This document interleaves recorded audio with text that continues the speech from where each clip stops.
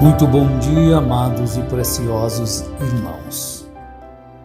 Que Deus, na sua infinita graça e misericórdia, vos conceda a paz interior, mesmo estando em dificuldades. Nosso abraço e que sejamos todos fortificados na fé. O que resta? Ou uma pergunta, não quero fazer no afirmativo, mas no interrogativo. O que resta? De quê? De amor, de honestidade, de fidelidade, de virtudes boas no mundo de que jaz no maligno? Bem, há perguntas na palavra de Deus a respeito da vida.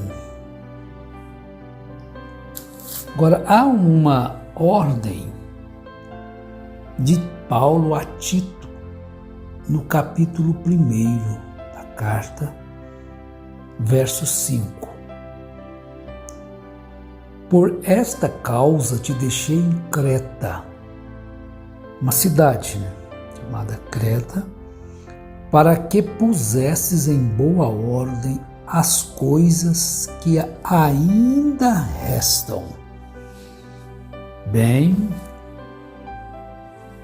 havia uma necessidade, uma emergência, uma urgência de que as coisas fossem colocadas em ordem, aquelas coisas que ainda restavam. Então, visto que Paulo, ele pregava o Evangelho de Jesus, ele anunciava as boas novas, então nós compreendemos que restavam ainda, coisas que ainda restavam, daquilo que citamos na abertura, de obediência à palavra, de sinceridade, de amor para com o próximo, ainda restava um pouquinho, porque ele diz as coisas que ainda restam. Talvez as coisas estivessem tanto quanto bagunçadas como estão hoje as coisas. Quando a gente fala alguma coisa, nós devemos, vocês percebem, que nós nos referimos justamente ao que chamamos de evangélicos, àqueles que se dizem luz do mundo, aqueles que se acham sal da terra, mas se tornaram insípidos, porque Jesus disse isto. Quando se torna insípido, para que serve a não ser pisado pelos homens, virar adubo apenas? A gente olha, observa o comportamento de ministros vivendo de uma forma anti-escriturística. E Jesus, ele também tinha esta, assim, ele diz em Lucas, capítulo 18, ele fala sobre esta questão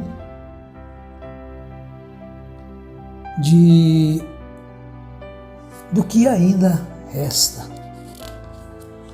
E ele faz uma pergunta aos seus discípulos ali, naquela ocasião, e a nós também. Ele diz no verso 18, capítulo 18 de Lucas, verso 8: Quando, porém, vier o Filho do Homem, porventura achará fé na terra? Porventura, quando ele vier, ele encontrará fé na terra? Isso combina com Mateus 24, o verso 10, que ele diz assim, olha, nesse tempo muitos serão escandalizados e trair-se-ão uns aos outros e uns aos outros se aborrecerão. E surgirão muitos falsos profetas e enganarão a muitos. E por se multiplicar a iniquidade, o amor de muitos esfriará. Mas aquele que perseverar até o fim, será salvo. Mas a iniquidade se multiplicará, com o surgimento de muitos falsos profetas, e eles enganarão a muitos. Porque nós pensamos futuro, a besta vai enganar todo mundo. Agora, raciocina assim comigo. Porventura já não estão todos enganados? Porque não se vê mais a verdade sendo ensinada conforme deveria ser, conforme a Bíblia. Mas sempre tem uma falsa ilusão, uma ilusão, né? Quando se tem uma falsa doutrina e aquilo às vezes se manifesta como um dom e aquilo então leva as pessoas a serem enganadas. Agora, tem passado tanto tempo desde que Paulo escreveu a Tito, desde que Jesus escreveu, quando vier o Filho do Homem, porventura achará fé na terra? E passado tanto tempo, e o que será que ainda resta? A Bíblia é a mesma. Os ensinos são os mesmos. E o que tem acontecido então?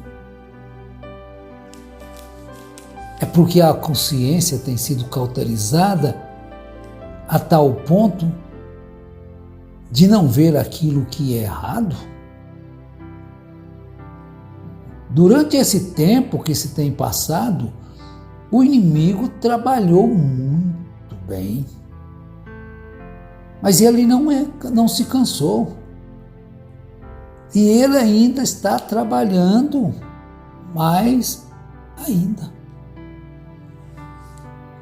Ele está trabalhando mais ainda. Paulo, escrevendo a Timóteo na sua segunda carta, capítulo 4, ele fala exatamente, descreve sobre esta condição. A sã doutrina, ela é recusada. Agora vocês devem compreender uma coisa, que às vezes é mais fácil a pessoa aceitar uma falsa doutrina, porque ela é rígida com os homens, com as mulheres, só não é com os líderes, mas com os que estão nos templos, a doutrina é muito rígida.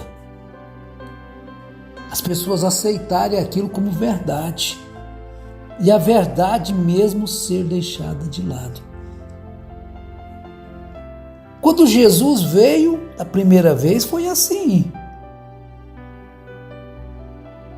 Paulo era desse jeito, fariseu dos fariseus, e se alguém contrariasse eles, estavam prontos para matar.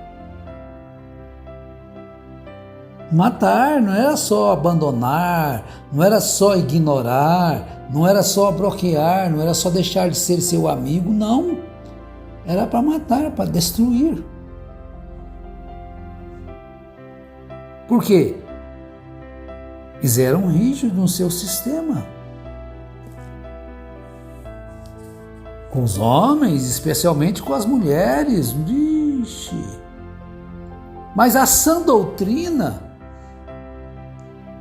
é o que a Bíblia traz. Então, às vezes, essas pessoas que criam suas igrejas, suas religiões, tudo baseado na Bíblia. Então, eles usam pretextos para mortificação, mas não é o que a Bíblia exige, não é o que a Bíblia quer. É uma aparência santa, só que aquilo é mentiroso.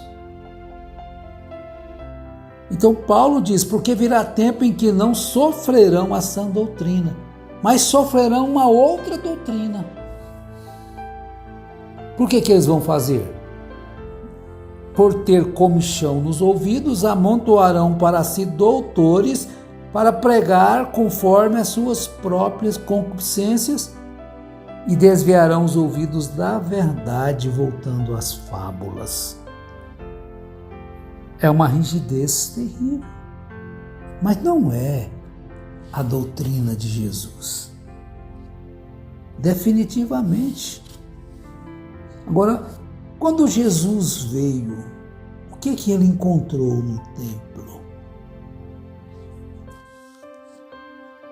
Você já observou isso? Quando Jesus veio, ele ia ao templo orar.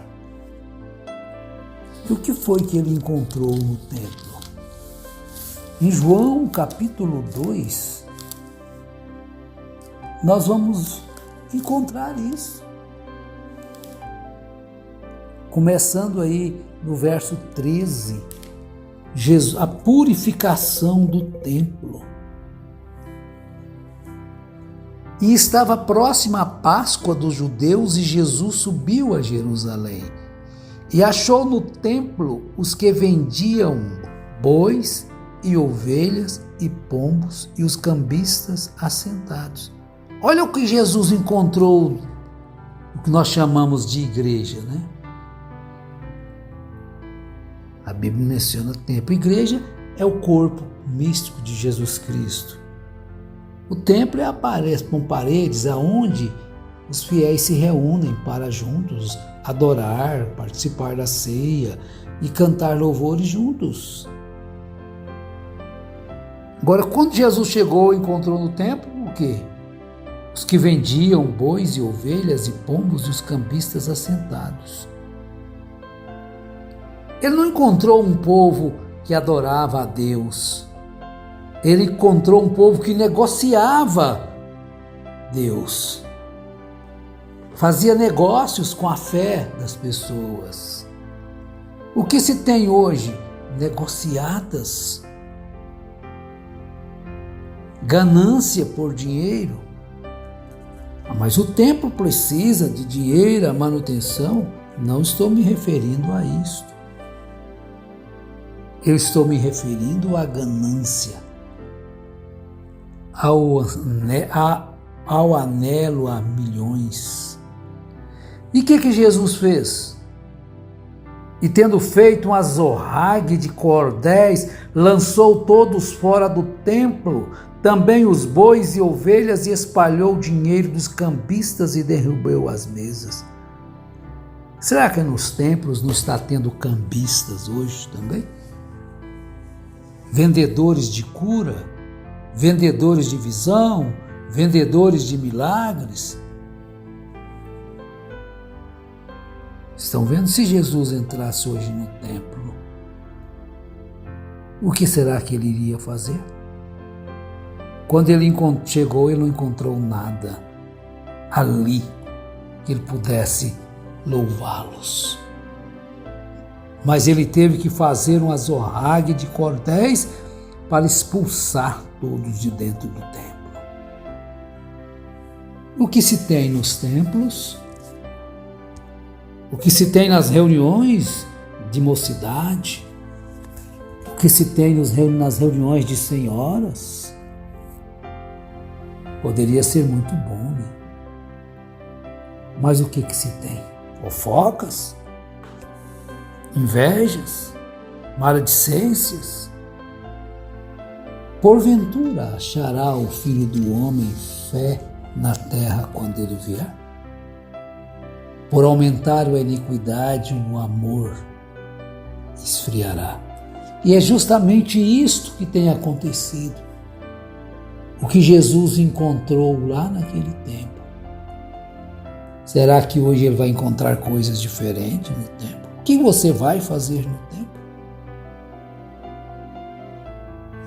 Olha, meus irmãos, eu sei que às vezes as coisas ficam apertadas, difíceis, mas cuidado,